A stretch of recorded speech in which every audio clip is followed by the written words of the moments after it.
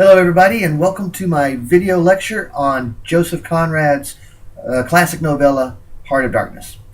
So, as always, if you want to take a moment to pause this video and open up the slideshow on Joseph Conrad in your module on our D2L page, then go ahead and take a moment and do that, because that way you can follow along with what I'm doing. And I will pause for a second. Okay, so I'm back. Couple things to remember. I will try to keep this video as short as possible because, eventually I started getting a little hoarse after a while. But if this does run a little long, remember that you do have a pause button at the bottom of this. By using your slideshow as kind of a guide, you can kind of decide where you need to take a pause if you need to get up and walk around the yard or the apartment complex, or to maybe grab a glass of water or something to get you going for the rest of the video. Alright, so second slide of the thing, and in my office here I'm going to have to take a look to my right so that I can actually see what I'm talking about. But starting with Joseph Conrad's biography, he was born actually in Ukraine to Polish poets, or Polish parents I should say, and they were very politically active. And so his father was in prison when he was very young. His mother died when he was very young. And then his father would die when he was very young. So by the time he was 11, his radicalized parents had both died, and he goes off to live with an uncle in Poland. One thing that's interesting to note is that English was actually Conrad's third language. So that's important because a lot of people have credited him with writing some of the most beautiful prose ever in the English language, and yet his first two languages were really Polish and French. So that's very important information, and somehow that might be one of the reasons why he had to choose his English words more carefully, and in doing so wrote such beautiful prose. So any English as second language students out there, perhaps you can be the next Joseph Conrad. Alright, he actually sailed with merchant ships, first with the French Merchant Marine and then with the British Merchant Marine. He sailed with the British Merchant Marine for 16 years. So during that time, he may have been on some ships that may have done some illegal activities. Nobody can prove that, but that is a possibility. But the way the British Merchant Marines worked, and we're going to talk more about this with imperialism, is they were essentially corporations in trade that basically ran the countries like they were the government. So imagine, if you will, something like, say, ExxonMobil or Walmart, or name your favorite huge company here, AT&T, running the country as well as running their companies. So imagine if the CEO of Walmart was also the president of the United States.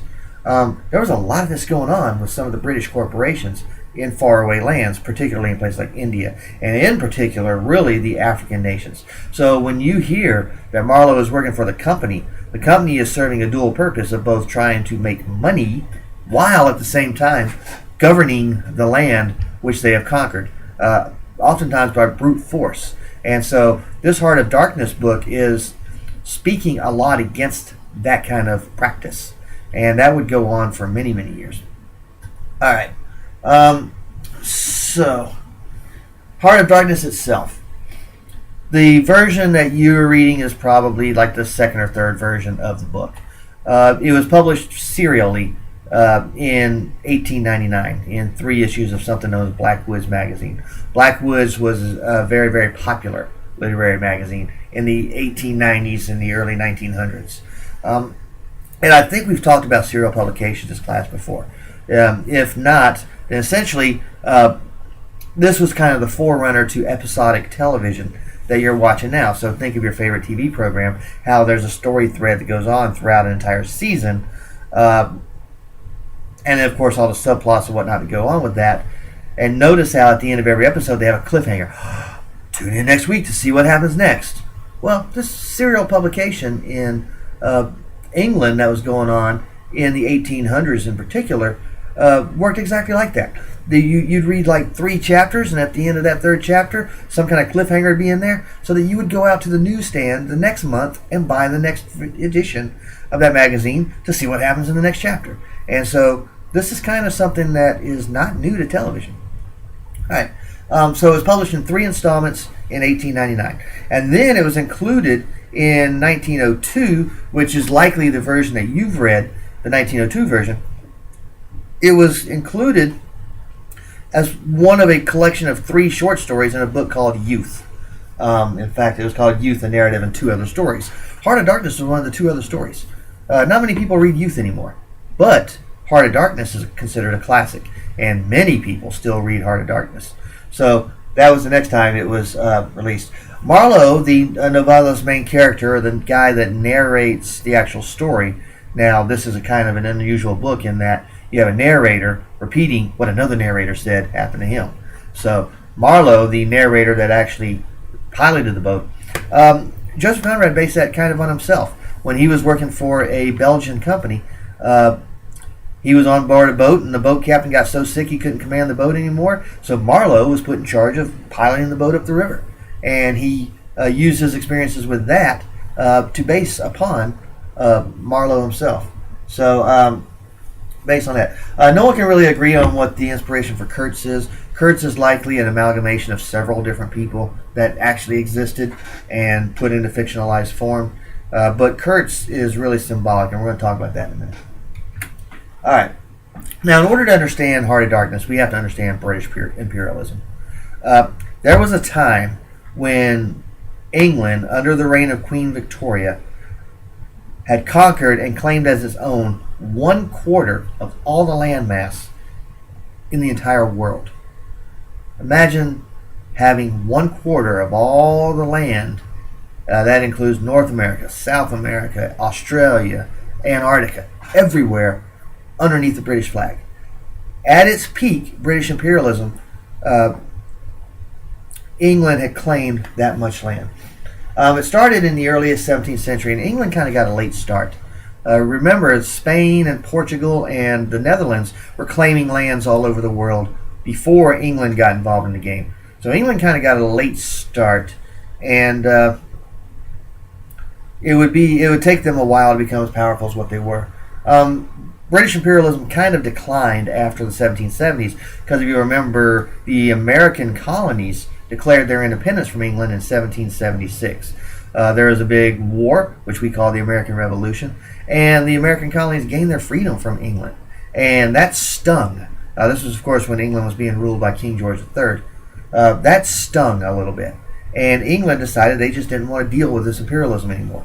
But by the time of the second half of Queen Victoria's reign, England decided to start conquering lands again and trying to make trade. And a lot of this was driven by the love of the almighty pound, because there's no dollar in England, it's the pound.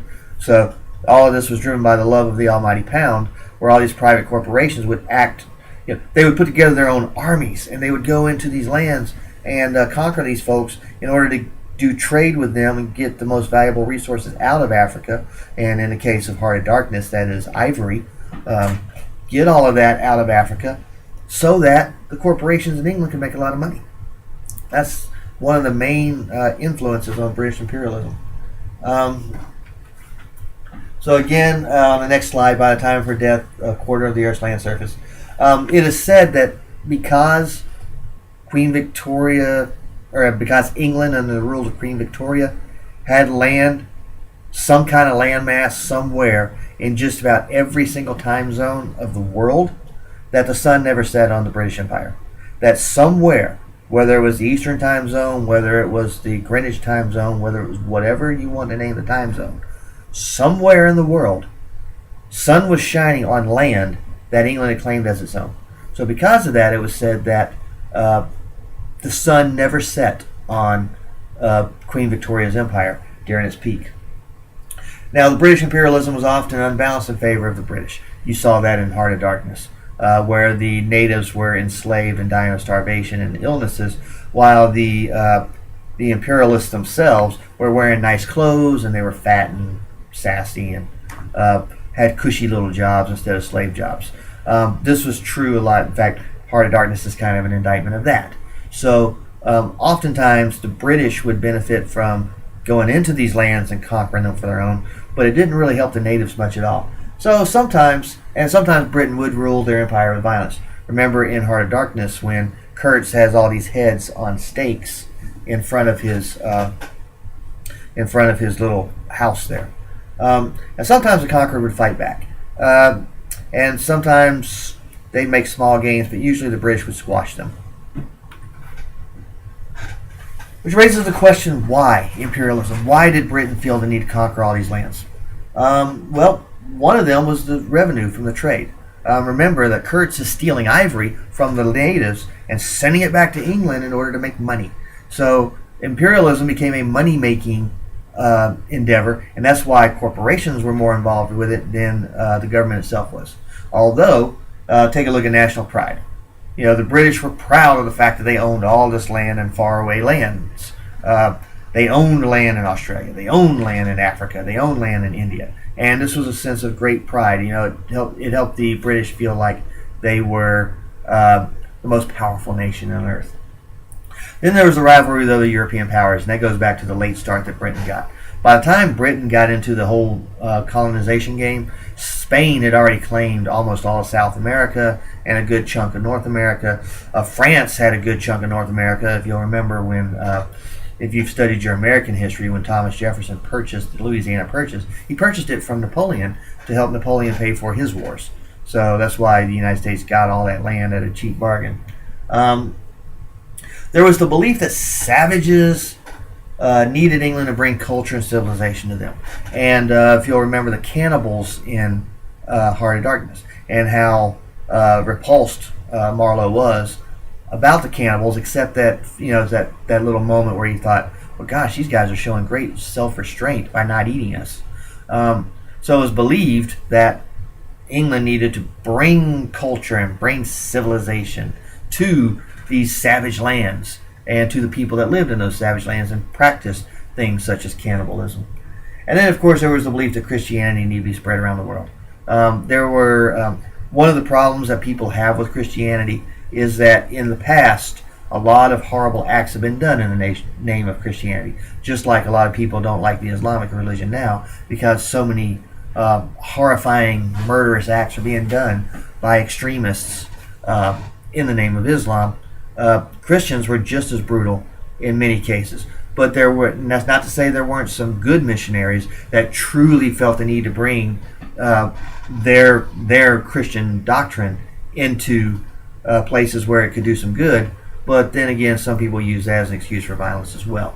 So the belief, especially among the true believers, that we need to spread Christianity everywhere was a part of how imperialism got going. The next slide has some of the countries, or the colonial possessions. Some of these are now independent countries. But at one time, during the peak of British colonialism, so I did not include the United States in this, because by this time the United States was already its own country. But during the peak of British colonialism, Britain claimed dominion over Canada, Australia, India, South Africa, Trinidad, which is now Trinidad and Tobago, and there was some land in the British Antarctic territory. So that big old frozen landmass near the South Pole, Britain claimed a good chunk of that for itself as well. And then you'll see the note I got on the bottom there. England claimed dominion over Ireland, but the Irish were not willing to concede it. And there are still some sections of Ireland, particularly in Northern Ireland today, that are still determined not to fall under British rule. All right. So that's imperialism in general. This is one of the tenets that Conrad is writing against in this book. It's one of the things he's saying, hey, let's take a look at this and see the abuses that are going on. And of course there are other things as well, but that's the main thing that he was writing against. All right, main characters. Marlowe's the main character. He tells the story of what happened to him on this journey up the Congo into the depths of the African forests in order to retrieve Kurtz from what's known as the Inner Station. Kurtz himself, a brilliant and ambitious man, extremely intelligent, apparently extremely charismatic. He can talk anybody into believing anything. So he's sent into the Inner Station to obtain ivory for the company and trade. And of course, we're going to find out later that he's got the most ivory of anybody, so he's slated to become the leader of the company, except for the fact that he goes nuts. And he is corrupted by what goes on inside the jungle, and he is driven insane by it as well. The Russian was a trader that actually took up with Kurtz. He listened to what Kurtz had to say and said, "Yeah, man, that's brilliant." If you picture, if you will, there was a movie made based upon this movie called Apocalypse Now back in 1979 that took place in the Vietnam War. And Dennis Hopper comes out and he's got like 8 or 10 cameras on his chest. And he like, "Yeah, man, he expanded my mind. Kurtz is a brilliant, he's a prophet, he's all this." Well, that was based upon the Russian in this story. The Russian understands why Kurtz can get people to do anything he wants because he almost idolizes and worships him himself. The general manager, now this guy is a comic character in some ways. He's a bit satirical. He runs the company. He's actually Kurtz's boss. He's the one that sends Marlowe in to retrieve Kurtz and get him out of there. The only thing is, he is not exactly the brightest candle on the cake. He's kind of incompetent. The only thing he has going for him is the fact that he has the ability to resist diseases and live longer than anybody else that's been put in charge. So essentially, because he can actually survive these vile diseases, he gets put in charge, even though he doesn't really know what he's doing. And this can be a bit of a comment on the the imperialism as well, in that a lot of times the leaders of these expeditions were incompetent, and they were, they shouldn't have been there, but they were able to live while everybody else was dying around them. So voila, they're in charge. All right, the intended is Kurtz's fiance. There is a theme here in Heart of Darkness that women need to be protected from the brutal realities of the jungle and the brutal realities of the depths of man's soul and the heart of darkness within mankind. And the intended is representative of that because she's engaged to Kurtz and she loves him and adores him, and she recognizes the fact that he's highly intelligent, and she recognizes the fact that he's charismatic and that he's a good leader. But even in the end, Marlowe does not reveal to her what became of Kurtz. He shields her from that knowledge so that she can keep that love, and she is shielded from the African jungles by living in London in comfort. Marlowe's aunt. This is something that holds true even today. A lot of times in life, it's not what you know, it's who you know. And in the case of Marlowe, he has an aunt who is very, very wealthy and who knows the right people. So Marlowe becomes a boat captain mainly because his aunt is able to help pay for it. And that holds true even today. I mean, look in politics, look in business, look in wherever you want to. Even today, having the right connections can open up opportunities for you that are not available anywhere else. In Heart of Darkness, Marlowe has an aunt that is connected and gets him the chance to be a boat captain. All right, and then the narrator. The novel, of course, does not open up on the Congo River or in the jungles of Africa. It opens up on the Thames River in London. So, and of course, you've got that whole musing about how at one time during the Roman Empire, London was considered the darkest jungles because London was not a big city yet. In fact, in the Roman Empire, England was like its furthest north territory, I guess, if you will. And Julius Caesar did visit the English Isles. They built something called Hadrian's Wall to protect the Roman citizens of England, or whatever they called it at the time. They called it Angleland, really, to protect the Roman citizens from those brutal Scottish and Irish warriors that would have killed them. So, although London in the late 1800s is the center of the British Empire and the headquarters of the British Empire, at one time London was the furthest away possession of the Holy Roman Empire. So you get those musings and how the river has lots of memories and so on and so forth. But getting back to the narrator tells us what Marlowe told those 4 other guys on board that boat on that evening when he shared his story. So the narrator, even though he very rarely, at some point you get so caught up in Marlowe, you think he's the only narrator of the story.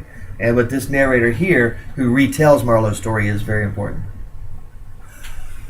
All right, so if you need to take a break now, go ahead. If not, we'll continue forward. Themes in Heart of Darkness. So there are several themes, and I'm just going to go over, I think it's 4 of them today. One of them is the river as being symbolic of man's journey into the deepest, darkest regions of the human mind or the human heart. And the deeper you go in and the darker it gets, the scarier it gets. That's one of the major symbols. So this is symbolism, if you will. Just like Kurtz is symbolic of everything that is wrong with giving a man too much power. In fact, that's the 4th theme I've got on this slide. The river itself is symbolic of journeying deep into a man's psyche or into a man's heart and how dark he is. The harm that British imperialism inflicts upon the natives of the conquered lands. Again, like I said earlier, these conquerings always worked out in favor of the British. They never, ever worked out in favor of the natives who lived on the lands before the British got there. And then racism. There's a very racist element to this book that we will talk about here in a little bit. And then, of course, the dangers of giving too much power to one man. Here in the United States, we'd like to think that we have checks and balances in our government. We've got the judicial branch, the legislative branch, and the executive branch. That's to keep one person from becoming a tyrant. And Kurtz will become that kind of a tyrant in Heart of Darkness. So let's start with the symbolism of the river. All right. So, of course, again, in the beginning, the Thames is described as having lots of history and memories. And it truly does. The Thames is a river that runs right through the middle of London. All right. And without the Thames, Britain, its trade would suffer, just like the Mississippi River helps American trade a lot. Okay. So the deeper the steamer travels into the wilderness of the Congo, the darker the settings get. And darkness can, of course, mean, like absence of light, but it also can mean absence of morals or absence of good. So that is one of the themes. The parallel of the darkness of the wilderness inside of Africa could be the darkness of the wilderness inside of a man's heart or mind. And then, of course, the more dangerous the environment gets. Remember, the boat is actually attacked just a mile or so south of the inner station. And, of course, one of the things that this book does not talk about, but, like the wildlife there, like the crocodiles that live in the rivers or the gators that live in the rivers, and whatever else that lives on land, like snakes and so forth. The fog on the river, there's that scene when they wake up the next morning and the boat is surrounded by fog, and they know that there's dangers on the shore, but they can't see them because the fog hides the shore from the view of the people on the boat. So sometimes there's a fog that can hide the true danger of civilization or what's inside of a man's heart or anything like that. And then, of course, I've got a direct quote. Now, I've got here the Norton edition of Heart of Darkness. Your edition is probably not that one. If you bought the one at the bookstore or went to Amazon, you probably bought a much less expensive version. The Norton edition costs more, but it has a lot of other documents that would help a scholar like me that you don't necessarily need, unless you plan on becoming an English scholar, at which point I'm glad I could help you decide to do that. But all kidding aside, there's a quote in there: "The reaches opened up before us and closed behind us, as if the forest had stepped leisurely across the water to bar the way for our return." So as they go deeper, it almost feels like the wilderness is entrapping them by making it impossible for them to return. We penetrated deeper and deeper into the heart of darkness. It was quiet there. So that is a quote that reflects the river as being symbolic. All right. Then we've got the imperialism is harmful to the conquered people. Kurtz is symbolic of everything that's wrong with imperialism. Now, that's not to say that imperialism was all bad, but Kurtz represents everything that is wrong with it.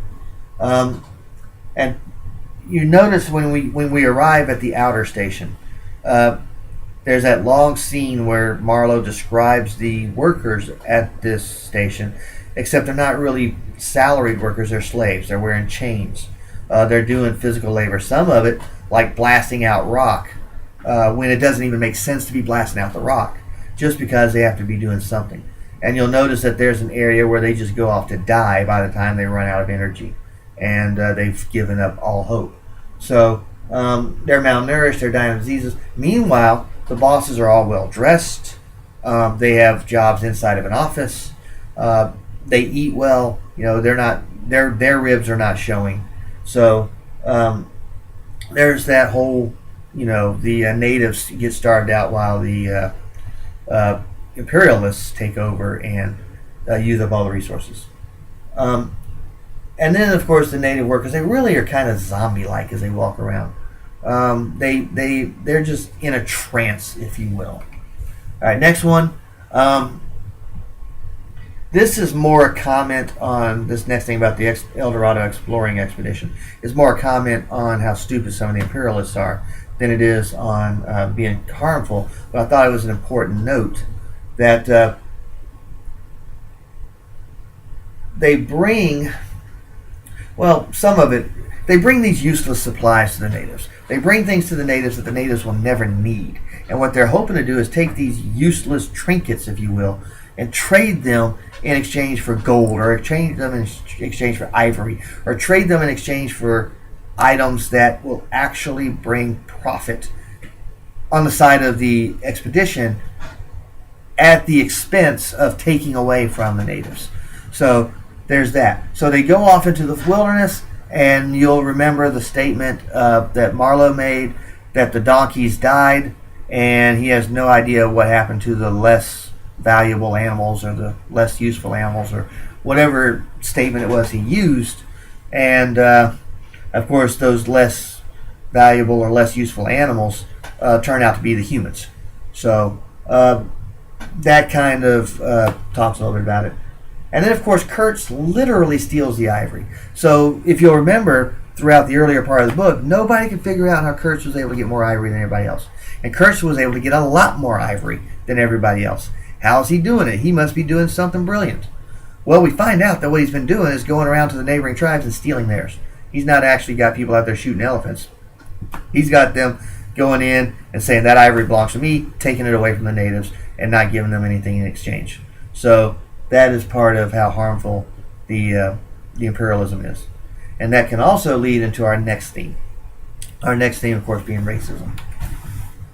Now, racism is very prevalent in this book. There's no question about it. In fact, many critics have said outright that this entire book is racist. That the whole purpose of the book is to show racist tendencies and the superiority of the white man. I would argue that that's not entirely true. I won't say that Conrad wasn't a racist, but I won't go so far as to say that he was. And we'll see why as we go on. And Chinua Achebe is probably one of the most famous critics who called the novel racist.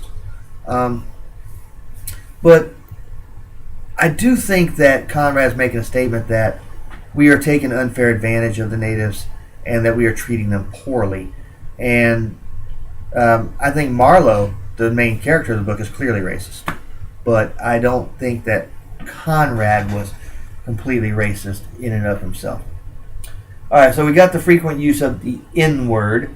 I did spell it out for you on the slide, but the N-word to describe anybody whose skin color is darker than the speakers. And they use the N-word just as casually as we might be, talking about a giraffe if we're talking about giraffes, right? And that is a racist element that bothers a lot of people. The natives that are captured and literally enslaved do the hard back-breaking labor while the imperialists get cushy office jobs and work as supervisors. We've already talked a little bit about that. Now, even on the boat, Marlowe is going, I think it's 4 other white people and 30 other natives, and really the only one he actually values is the guy that gets killed by the spear, because that guy was actually not like the others. All right. Then there's that moment where Marlowe comes to realization that there are cannibals aboard his ship that are literally starving. They brought that hippopotamus meat, and then it started to go bad, so they had to throw it overboard because it just stunk so badly. So now you've got these cannibals that eat humans, and he's amazed at their self-restraint because they're dying of starvation, yet they're not eating the crew. But there's a racist element to that too, that whole judgmental thing about cannibals in general. Most cannibals would only eat their enemies. Now, you could argue that the imperialists were enemies, but they would only eat their enemies. They would not eat each other. And they certainly did not eat white men just for the sake of eating white men. All right. Marlowe makes a statement, particularly of the firemen, that a lot of those folks on board his boat, the natives on board his boat, are nothing more than trained animals. He doesn't see the human side of any of them except for the one guy. He sees them the same way that somebody might see a pack mule, or somebody might see a horse, or a dog sled dog, or something like that. They're tools to use in order to better himself. Term savages is used a lot, so just as much as the N-word is being used a lot, so is the term savages in order to describe the natives. They are not civilized like the British are. They are savage folks. And then, of course, there's the chief accountant who wants to keep his books accurate. He wants to do the math, and he wants to make sure everything balances out. And every time he gets disturbed by a native, he blames the natives if the books come out wrong. In fact, he actually hates the natives because they dare to interrupt him while he's making sure that column A and B match up. So there's that little bit of racism as well. So racism is clearly prevalent throughout the book, but I would still argue it's not a racist book in and of itself. It's just that racism is so common in it that it may look that way. All right. And then the final theme here, too much power for one man. Kurtz clearly has that. He started off as a brilliant man who was being tagged as a future leader of the company. However, he is aware of his brilliance. He exploits it to a certain extent too. And there's nothing worse sometimes than a smart, intelligent human being that knows that he or she is smart and intelligent, because sometimes that goes to their head a little bit. Kurtz liked being a loner. He did not want to have to answer to any kind of a committee. He did not want to have to answer to any kind of a board of directors. He did not want to have to answer to anyone except himself. He was the judge, the jury, and the executioner. He was the guy whose word was absolute. He did not want to have to answer to any advisors or counselors or anything like that.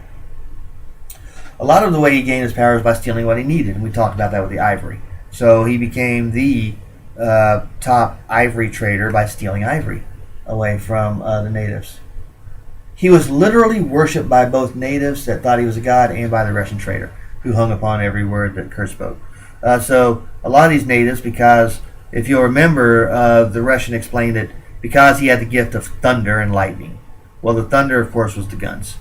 And remember that Marlowe would scare the natives off by pulling on the little steam horn, that would actually scare away the natives because they had never heard anything like it before. Same thing with the guns. They sounded so much like fire that the natives thought he was a bearer of fire and thunder and lightning. I'm sorry, the guns sounded more like thunder, not fire. They sounded so much like thunder that these natives thought that he was a bearer of thunder and lightning. He was the god of thunder, and so they would worship him. And of course, he took advantage of that, as you already know. And then, of course, the Russian, because Kurtz would say these brilliant things. And even Marlowe, if you'll remember, after Kurtz's death, after Kurtz's final words, which are on the next slide, even he says, Kurtz got it. Kurtz understood it. He went crazy because of it, but Kurtz was onto something here. So Kurtz could use that to be a god. So he could rule with fear. And of course, you'll remember as Marlowe was looking through the binoculars at the house that Kurtz was living in, and there were heads on the spikes in front of the house. Kurtz could do anything, including ordering the savages to attack Marlowe's ship in order to stay in power. So Marlowe is kind of surprised when the Russian reveals to him that the reason those natives attacked your ship about a mile downriver is because Kurtz told them to. So Kurtz would do anything to stay in power. He had the power. He was a ruler. He was a god. He was a king. He was everything he needed to be inside that wilderness. and he would do anything, including sinking a ship and killing fellow white men and whatnot, in order to keep that power and never lose it. So Kurtz had two women. He had an intended fiancee in London, and yet when he's in Africa, he believes that his power entitles him to a mistress, and he doesn't think there's anything wrong with that. If Marlowe would have revealed to the intended that he was fooling around on her in Africa, she probably would have been highly upset. But to Kurtz, being in power means getting all the the ladies, or in the case of the woman in Africa, the native women that he wanted. Kurtz is going to refer, and pay attention if you didn't already, to his language. How he says my this, my that, my. To Kurtz, everything that he saw belonged to him. There was no sharing of anything. He was absolute owner of everything. So go back and look at some of Kurtz's dialogue and how he talks about my people, my land, my ivory, my whatever, my intended. So take a look at how, because he has so much power, everything is his and he doesn't share with anybody. And in the end, he's going to realize the error of his ways. And his final words are, the horror. The horror. That's an iconic moment in this book. That's a moment in this book that people talk about all the time. And of course, it was included in Apocalypse Now when Colonel Kurtz of the United States military utters those words right after Lieutenant Marlowe has hacked him up with a hatchet. Or not a hatchet, a sling blade or whatever it was. All right. So those are the themes of Heart of Darkness. I hope that this video has enlightened you a little bit. Maybe perhaps since Heart of Darkness is so short, you can go back and reread some passages of it to try and see what I was trying to talk about here. And hopefully this video will help you with your paper. So on that note, I bid you adieu.